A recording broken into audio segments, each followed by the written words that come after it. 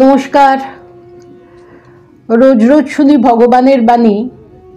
এই সংক্ষিপ্ত অনুধ্যানে আমরা আলোচনা করার চেষ্টা করব শ্রীরামকৃষ্ণের অন্তরঙ্গ ভক্ত শ্রী পূর্ণচন্দ্র ঘোষের সম্বন্ধে অতি সংক্ষিপ্তভাবে। ঠাকুর বলেছিলেন যে ছজন বিশেষ ব্যক্তিকে ঈশ্বরকোটি বলে জগদম্বার কৃপায় জানতে পেরেছিলেন, তারা হলেন স্বামী বিবেকানন্দ, স্বামী ব্রহ্মানন্দ, স্বামী প্রেমানন্দ, স্বামী যোগানন্দ, স্বামী নিরঞ্জনানন্দ ও পূর্ণচন্দ্র ঘোষ। লীলা প্রসঙ্গে বলা হয়েছে, ঠাকুর আমাদিগকে বলিয়াছিলেন পূর্ণ নারায়ণের অংশ, সত্যগুণী আধার। নরেন্দ্রর নিচেই পূর্ণের এই বিষয়ে স্থান বলা যাইতে পারে। এখানে আসিয়া ধর্মলাভ করিবে বলিয়া যাহাদিগকে বহু পূর্বে দেখিয়াছিলাম, পূর্ণের আগমনে সেই শ্রেণীর ভক্ত সকলের আগমন পূর্ণ হইল। অতঃপর ঐরূপ আর কেহ এখানে আসিবে না। কথামৃতে আছে, ঠাকুর বলছেন পূর্ণর বিষ্ণুর অংশে জন্ম, অংশ শুধু নয় কলা। ওদের কেমন জানো? ফল আগে, তারপরে ফুল, আগে দর্শন, তারপর মহিমা শ্রবণ, তারপর মিলন। ঠাকুর ভক্তদের দু শ্রেণীতে ভাগ করেছিলেন, ঈশ্বরকোটি ও জীবকোটি। ঈশ্বরকোটি যেমন শ্রীচৈতন্য,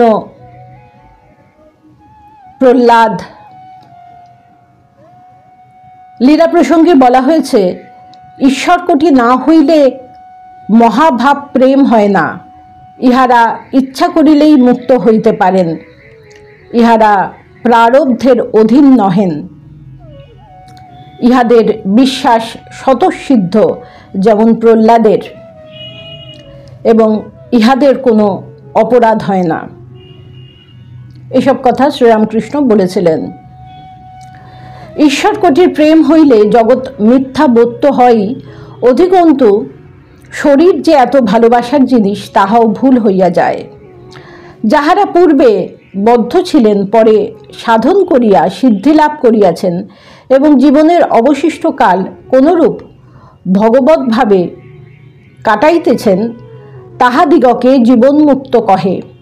যাহারা ঈশ্বরের সহিত ঐরূপ বিশিষ্ট সম্বন্ধের ভাব লইয়াই জন্মগ্রহণ করিয়াছেন এবং এ জন্মে কোনো সময়ই সাধারণ মানবের ন্যায় বন্ধনযুক্ত হইয়া পড়েন নাই, তাহারাই শাস্ত্রে আধিকারিক পুরুষ, ঈশ্বরকোটি বা নিত্যমুক্ত শব্দে অভিহিত হইয়াছেন।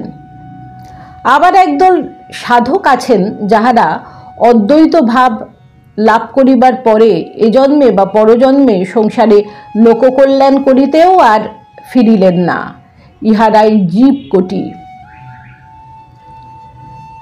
পূর্ণচন্দ্র পূর্ণ জ্ঞান লইয়াই জন্মিয়াছিলেন।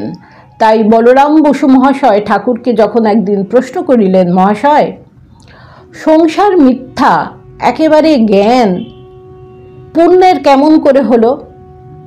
ঠাকুর উত্তর দিয়েছিলেন, জন্মান্তরীণ, পূর্ব পূর্ব জন্মে সব করা আছে। শরীরই ছোট হয়, আবার বৃদ্ধ হয়, আত্মা সেই রূপ নয়। অর্থাৎ বলরাম বসু ঠাকুরকে জিজ্ঞাসা করছেন যে এত কম বয়সে সংসার একেবারে মিথ্যা, এই বোধ পূর্ণচন্দ্রের কেমন করে হওয়া সম্ভব? তার উত্তরে ঠাকুর বলছেন যে পূর্ব পূর্ব জন্মে সব করা আছে। পূর্ণের প্রেমের পরিচয় দিতে গিয়ে ঠাকুর আরেকদিন বলেছিলেন, পূর্ণ উঁচু সাকার ঘর, বিষ্ণুর অংশে জন্ম, আহা কি অনুরাগ। আরেকদিন তিনি মাস্টারমশাইকে বলেছেন, পূর্ণর কেমন অনুরাগ দেখেছ? মাস্টারমশাই বলেছিলেন, আজ্ঞে হ্যাঁ। আমি ট্রামে করে যাচ্ছি, ছাদ থেকে আমাকে দেখে রাস্তার দিকে দৌড়ে এলো আর ব্যাকুল হয়ে সেইখান থেকেই নমস্কার করলে। সেটা শুনে শ্রীরামকৃষ্ণ শাশ্রু নয়নে বলে উঠলেন, আহা আহা, কি না, ইনি আমার পরমার্থের সংযোগ করে দিয়েছেন। অর্থাৎ শ্রীমর মাধ্যমেই তো পূর্ণচন্দ্র ঘোষ শ্রীরামকৃষ্ণের কাছে এসেছিলেন। তাই ঠাকুর বলছেন যে এত যে সম্মান করছেন পূর্ণ শ্রীমকে, এর কারণ হচ্ছে পূর্ণ জানেন যে শ্রীময় তাকে পরমার্থের সঙ্গে সংযোগ করে দিয়েছেন। শ্রীরামকৃষ্ণ বলছেন, ঈশ্বরের জন্য ব্যাকুল না হলে এই রূপ হয় না। এই তিনজনের পুরুষ সত্তা, নরেন্দ্র, ছোট নরেন আর পূর্ণ, পূর্ণর যে অবস্থা, এতে হয় শীঘ্র দেহনাশ হবে,